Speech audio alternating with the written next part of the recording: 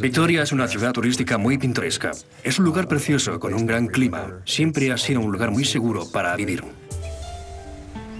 Victoria se aferra a su legado británico. Todavía sirven el té a la emperatriz y tienen autobuses de 2 pisos en las calles. Pero aunque es singular, no deja de ser parte de la costa del salvaje oeste.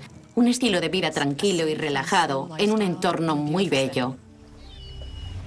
Más allá de la belleza de la ciudad, las afueras del lado oeste de Victoria, en Canadá, están compuestas de comunidades de clase trabajadora.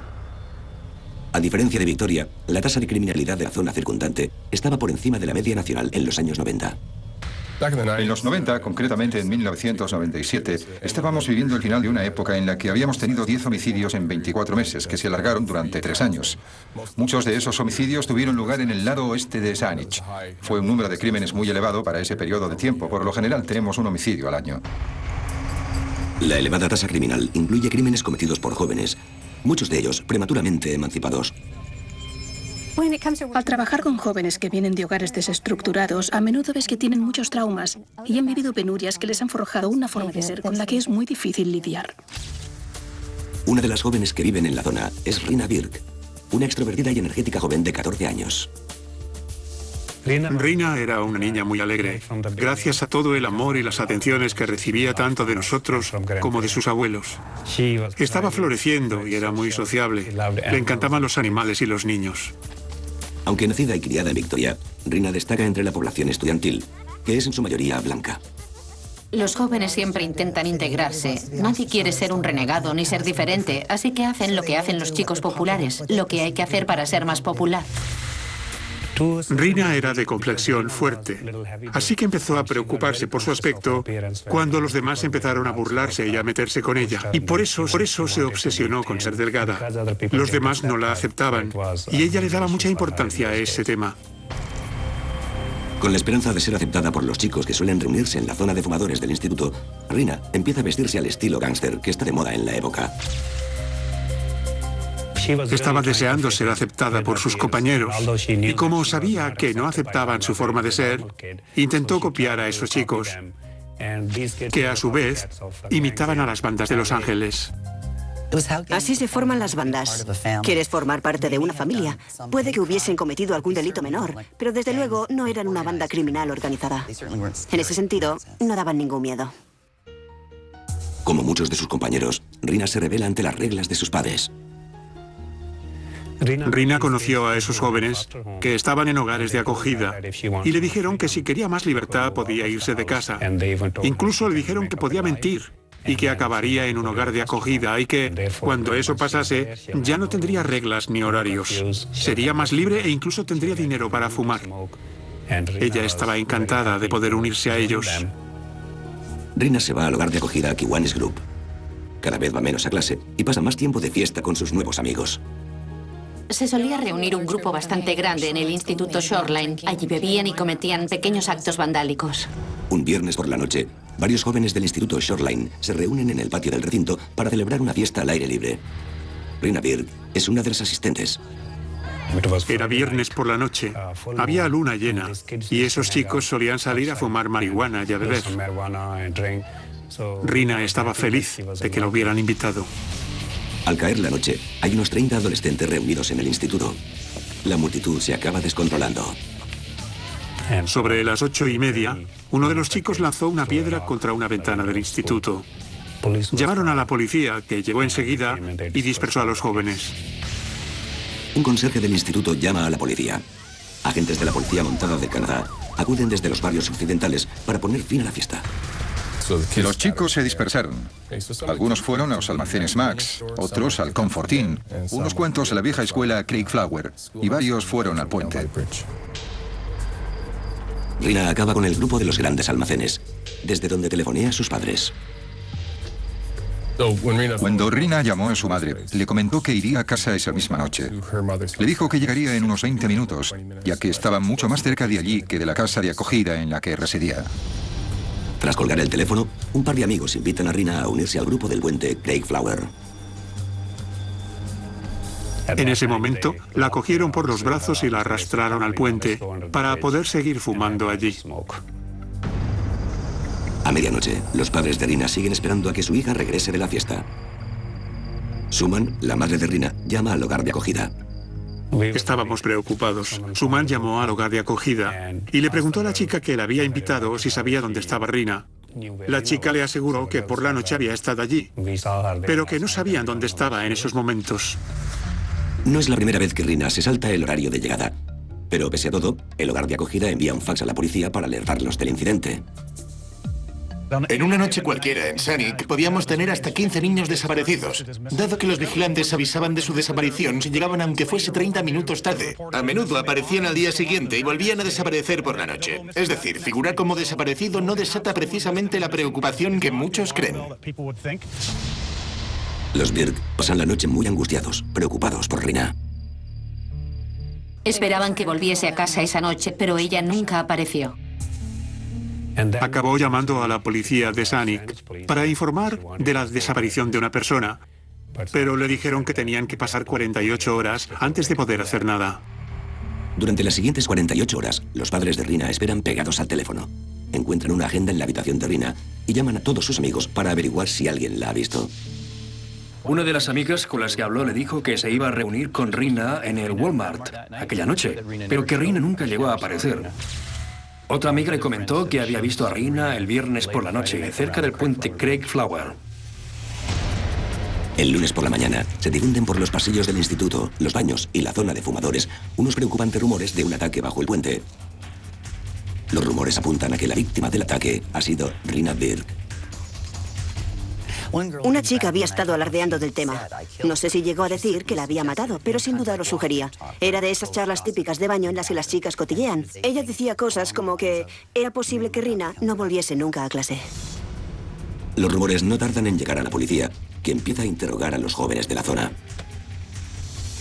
Se informó de la desaparición de Rina durante el fin de semana, pero hasta que los chicos volvieron a clase el lunes por la mañana no empezaron a circular los rumores.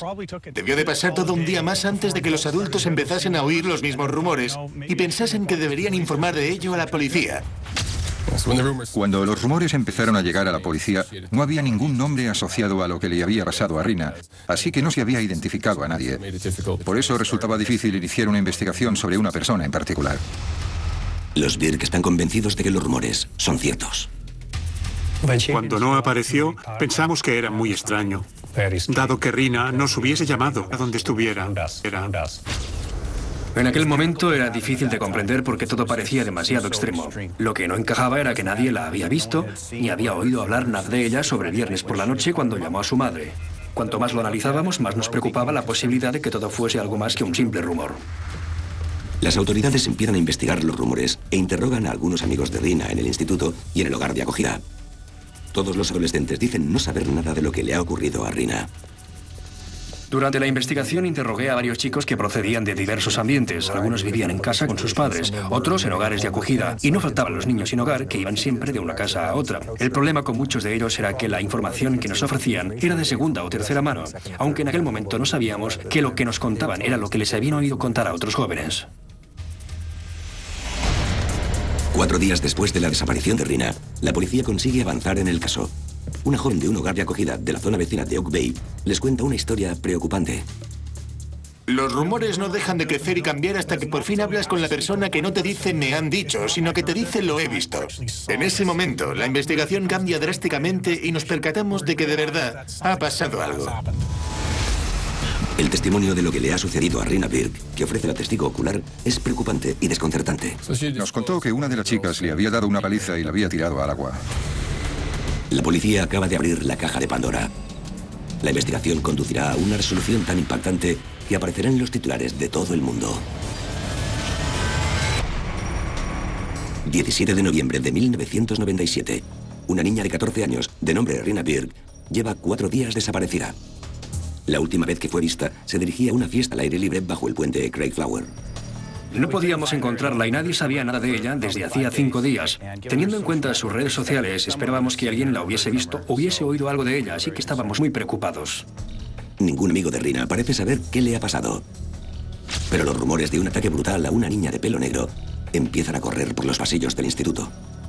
Los rumores se expanden rápidamente y en un par de días después, esos rumores salen a la superficie y llegan a oídos de los adultos. Es entonces cuando se empiezan a comentar por la comisaría y empezamos a investigar en serio.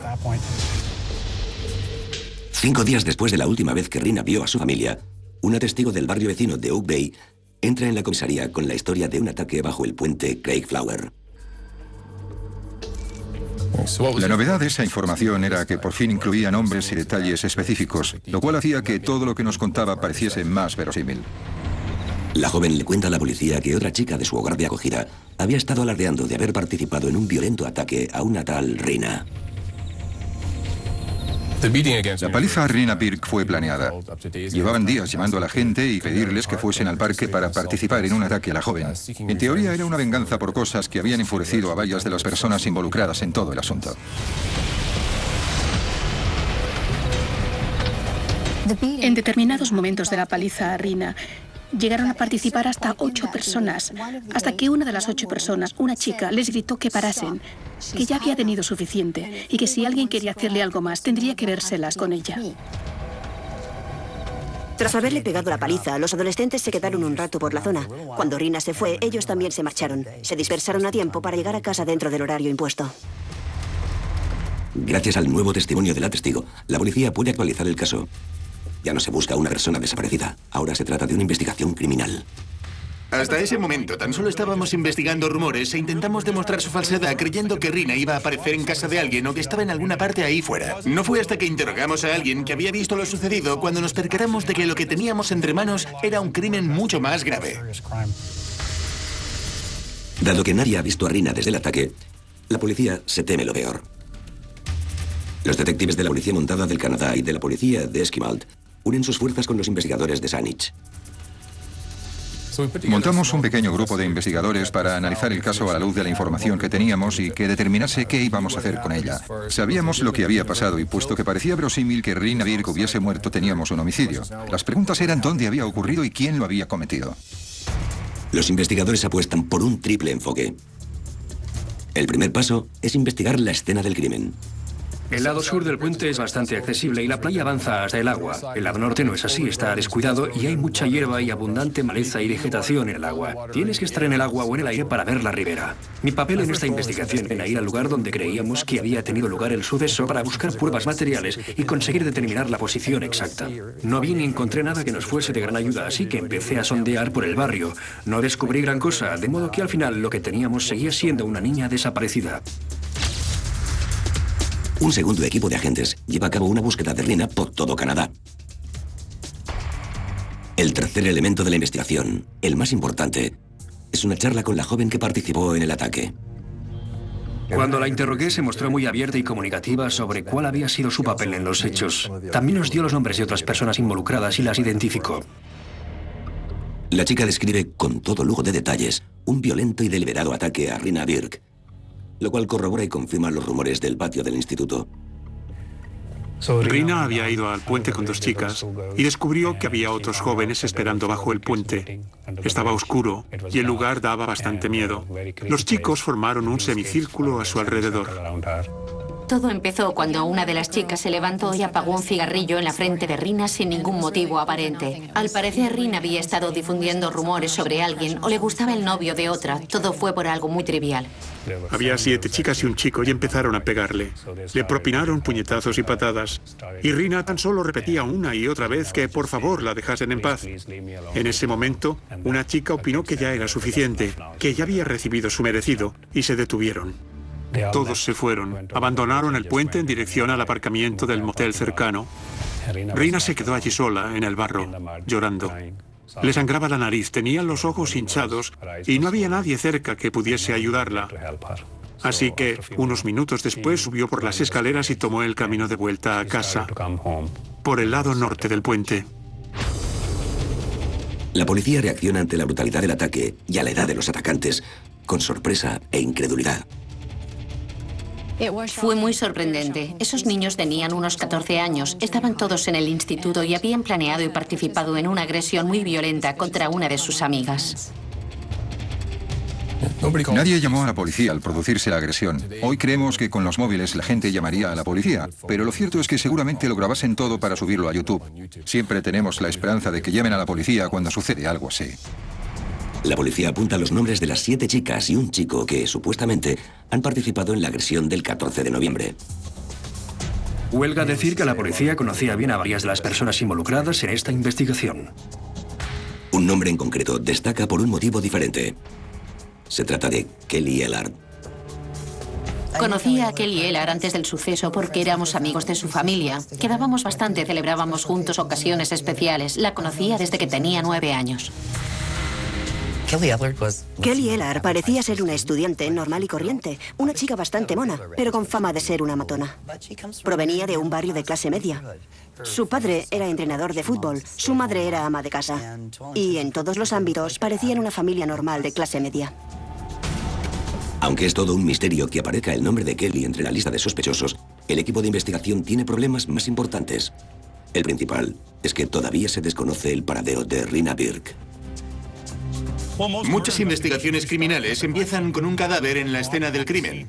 Este caso era justo todo lo contrario. Tan solo teníamos unos cuantos rumores, no teníamos ninguna escena del crimen. Y a juzgar por lo que sabíamos, parecía ser una investigación muy particular. Los miembros del grupo de investigación se reúnen por la mañana para coordinar el sondeo a los adolescentes involucrados en el asalto. 20 agentes se dedicarán a realizar este barrido y el resultado son 8 jóvenes con cargos criminales. También se descubre la verdad de lo sucedido a Rina Birk. Nos dijeron que habían atacado bajo el puente Craigflower, en el lado de Esquimal, y que tras el ataque había subido por las escaleras y se había dirigido por el puente hacia Saanich. Rina Birk intentó cruzar el puente, pero alguien la estaba siguiendo. La policía descubre que la clave del destino de Rina Birk reside en el hecho de que 3 adolescentes cruzaron el puente aquella noche. Pero solo 2 regresaron a casa. Noviembre de 1997. Una adolescente llamada Rina Birk lleva una semana desaparecida.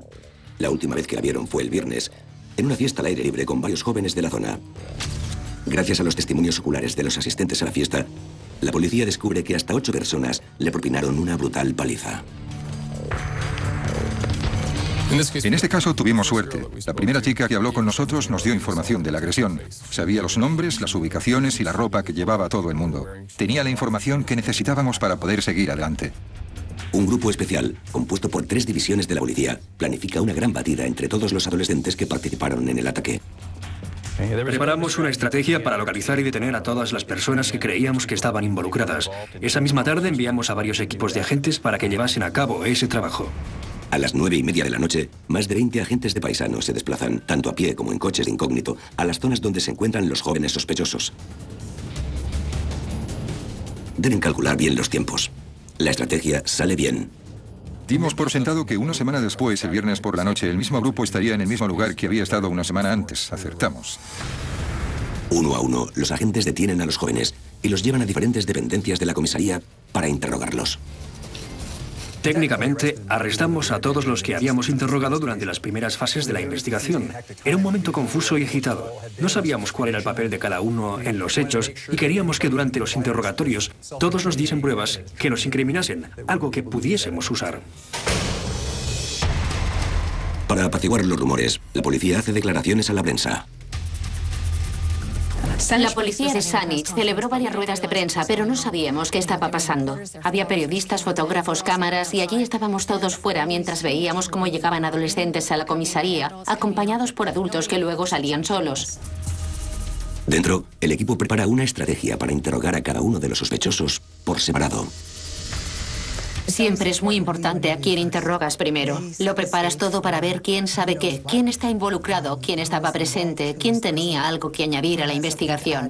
Si interrogas primero a la persona equivocada y se niega a hablar contigo, podría salir e influir en los demás testigos o en otras personas que puedan tener algo que aportar a la investigación. Tuvimos mucha suerte con el primer interrogatorio que hicimos, porque la persona era uno de los protagonistas de la agresión y pudo darnos nombres y decirnos quién estaba involucrado y el papel de cada uno. Cuando dijo que Kelly Ellard era la principal agresora, dejé de ser agente de policía. Era solo Krista, amiga de la familia Ellard. Sabía que sus vidas cambiarían para siempre.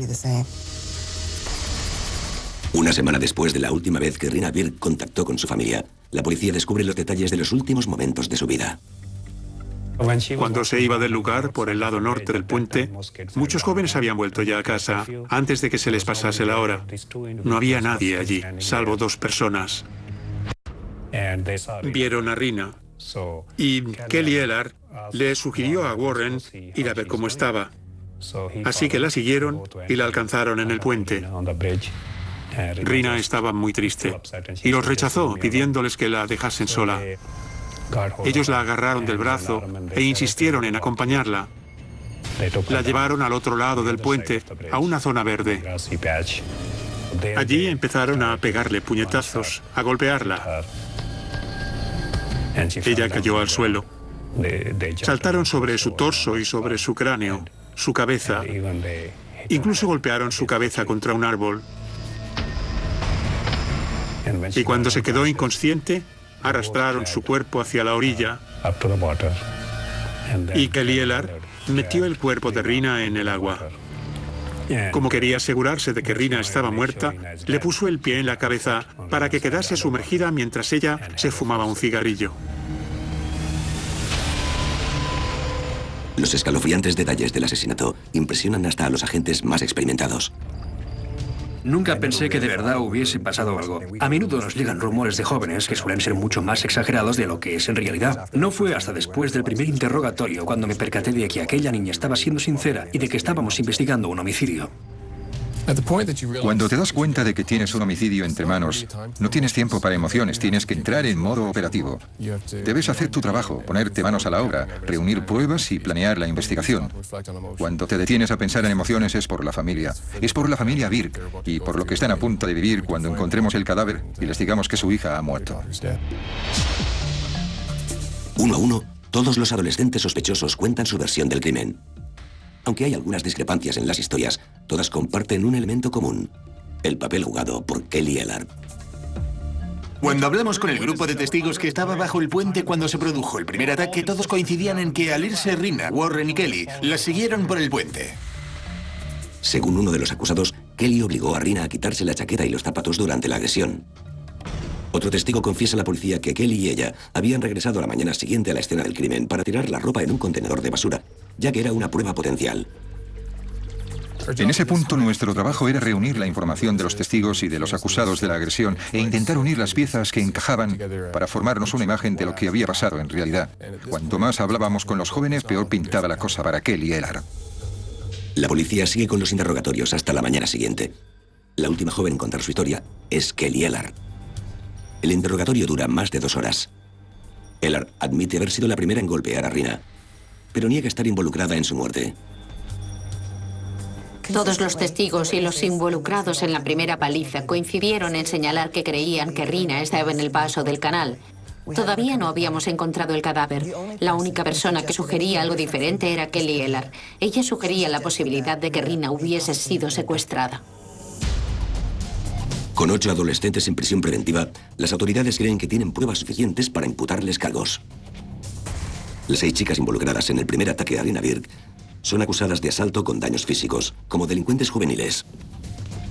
Kelly Ellard y Warren Glowatsky, debido a la violencia del crimen, son acusados como adultos de asesinato en segundo grado.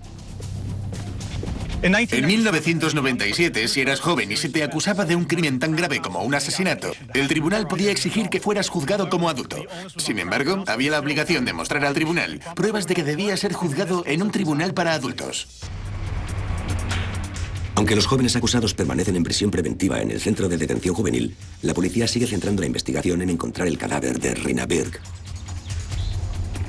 Llegados a este punto del caso, el desafío era aún mayor porque sabíamos que había sido un homicidio, pero no teníamos un cadáver ni una escena del crimen concreta, no había ninguna prueba forense, así que no teníamos pruebas que pudiésemos usar al interrogar a los acusados. Pero eso está a punto de cambiar. Más tarde, aquel mismo día, la policía hace un espeluznante y trágico descubrimiento al peinar la zona. Noviembre de 1997. Gracias a la insistencia del trabajo de investigación y tras una semana de búsqueda, las autoridades están un paso más cerca de resolver el misterio del impactante y absurdo asesinato de Rina Birk, de 14 años. 8 jóvenes han sido detenidos.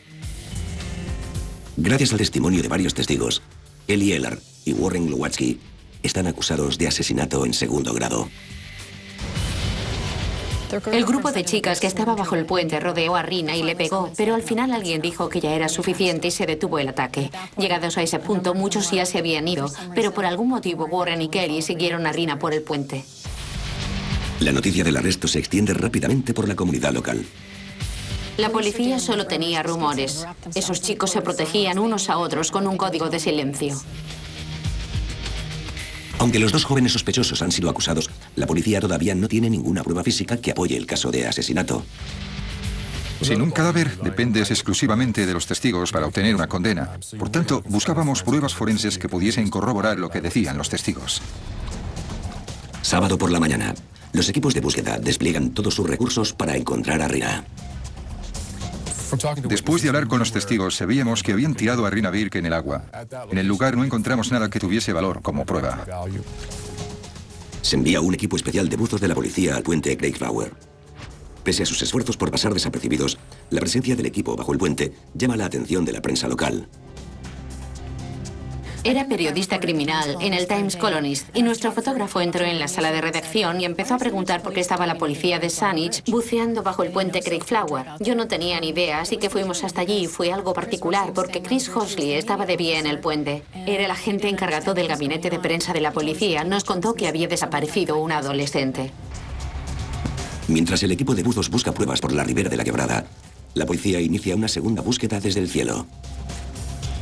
Fuimos a la base de los guardacostas que nos dejaron un helicóptero. Estuvimos en el aire unos 15 minutos. Teníamos las puertas abiertas para poder mirar afuera y recorrimos toda la quebrada hasta llegar al puente. Unos 200 metros después encontramos el cadáver de Rina. Pudimos verla claramente en el agua.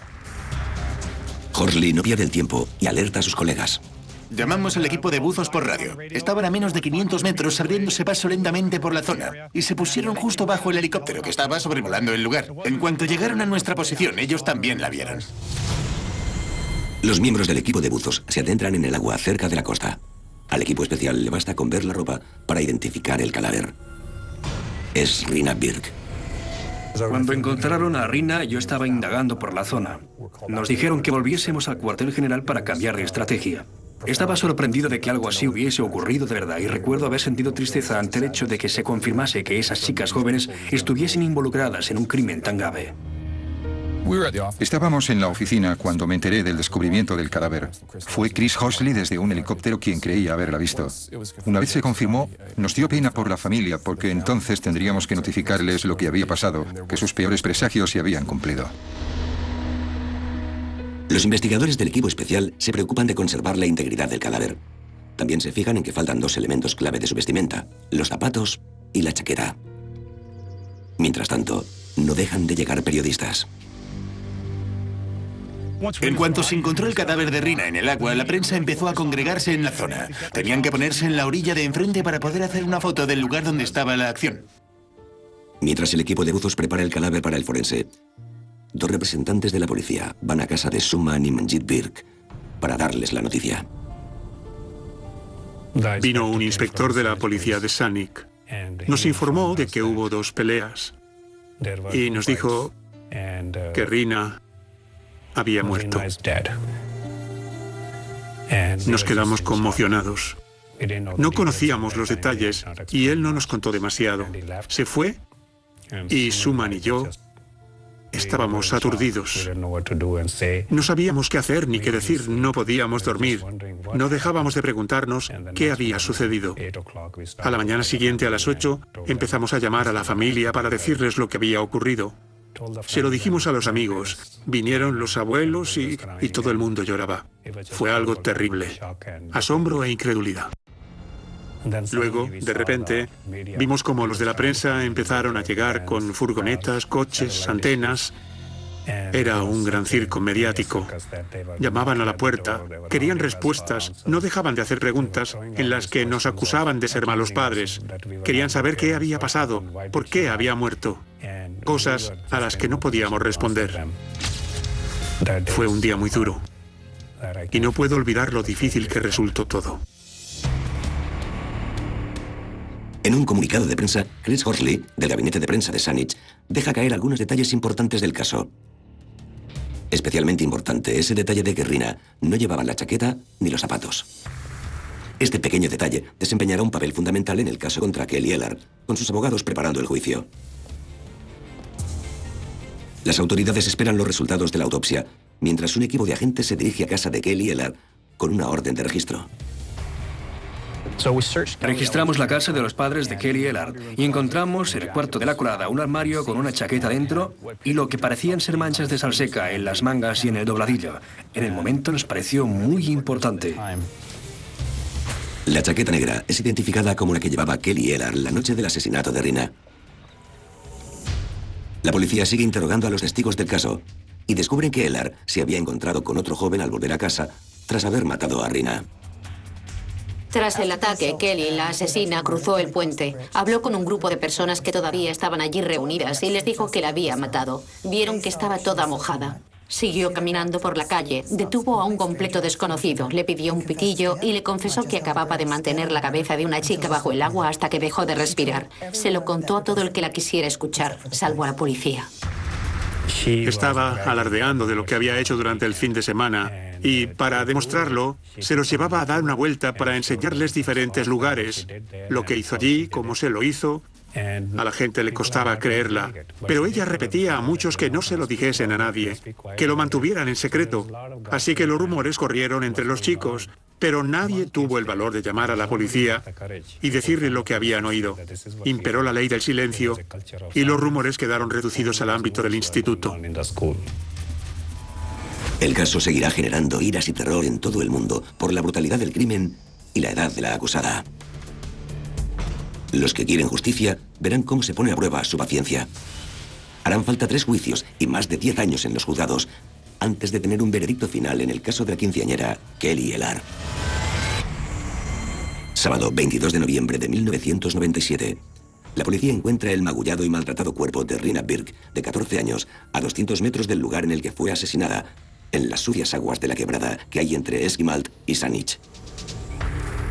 Kelly Ellard y Warren Glowatsky están acusados de asesinato en segundo grado.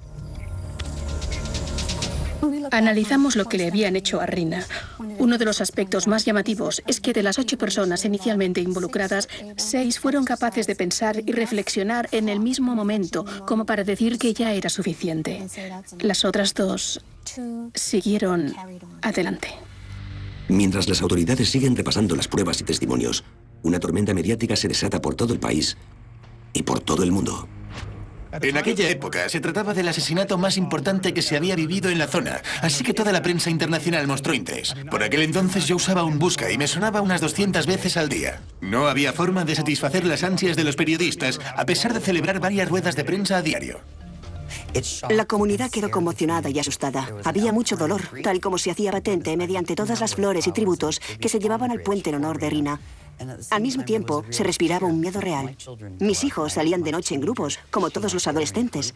Nunca se había visto ese nivel de violencia en Victoria, y menos a manos de unas chicas. En la comunidad se habla mucho sobre la identidad de los 2 acusados. Algunos chicos la llamaban Kelly la asesina. No sabemos casi nada de la personalidad de Kelly Ellard, porque nunca ha concedido ninguna entrevista, pero sí la hemos visto en vídeo y se puede ver la ira en sus ojos y en su lenguaje corporal. Iros a la... Dadle un respiro. Ven por aquí, vamos.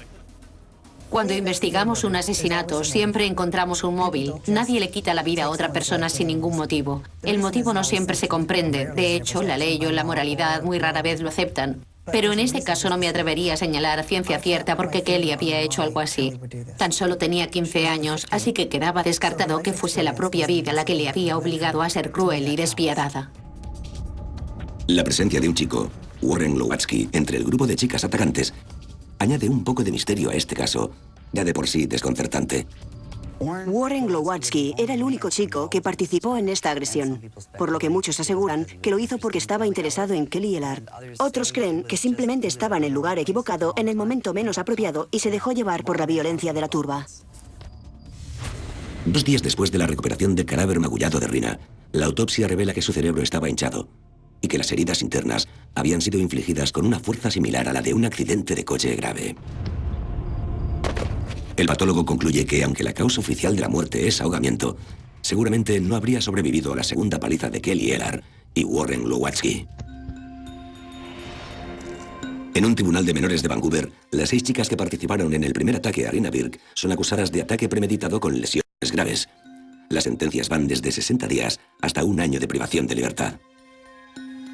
En abril del año siguiente, Warren Glowatsky fue juzgado por un tribunal de adultos. Confesó que, efectivamente, había ayudado a arrastrar a Rina hasta el agua, pero que no tenía ni idea de que Kelly iba a matarla. No creo que tuviese intención de hacerlo. Sin Kelly, todo habría acabado con la paliza. No digo que eso hubiese estado bien, pero al menos todavía estaría viva. En junio de 1999, Warren Glowatsky es acusado de asesinato en segundo grado. La sentencia es cadena perpetua, sin posibilidad de libertad condicional, durante al menos 7 años, el máximo tiempo. En marzo de 2000, tras declararse inocente de los cargos de asesinato en segundo grado, Kelly Ellard afronta su juicio tras haber estado libre, aunque en arresto domiciliario. En el juicio, vimos que Kelly no estaba dispuesta a cooperar. Estaba muy enfadada con todo el mundo y se puso tan histérica que tuvieron que darle tranquilizantes para poder ir al juicio. El comportamiento de Kelly fue en todo momento irrespetuoso y sin una pizca de arrepentimiento. No dejaba de repetir que por qué la molestaban, que la dejasen vivir su vida tranquila. Todos los poros de mi cuerpo están convencidos de que mató a Rina Birk aquella noche. El caso contra Kelly Ellard se prolonga durante casi 10 años. El primer veredicto de culpabilidad se ve anulado por la apelación. El segundo acaba en la disolución del jurado. En 2005, Ellard vuelve a ser condenada y una vez más apela la decisión. Por fin, el 12 de junio de 2009, se hace justicia. El Tribunal Superior de Canadá readmite la condena por asesinato en segundo grado para Kelly Ellard, quien podrá salir con la libertad condicional en febrero de 2012. En junio de 2010, Warren Glowatsky sale de la cárcel con libertad condicional por la buena conducta mostrada durante su condena. Ahora, a sus 29 años, Glowatsky sigue buscando formas de redimirse. Durante el tiempo que estuvo en la cárcel, Warren estuvo reflexionando mucho.